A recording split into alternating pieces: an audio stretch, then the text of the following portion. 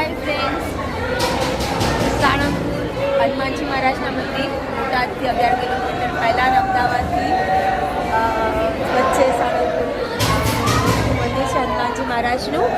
દરેક મિત્રોને સાળંગપુરના દર્શન કરાવી રહી છું.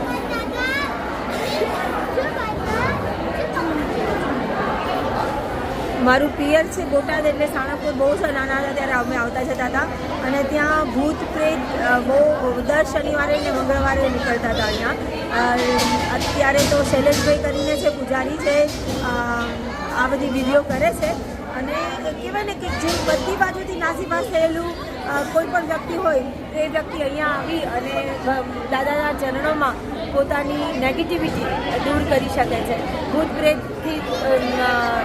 પ્રેત જતું રહે છે એવું કહી શકાય.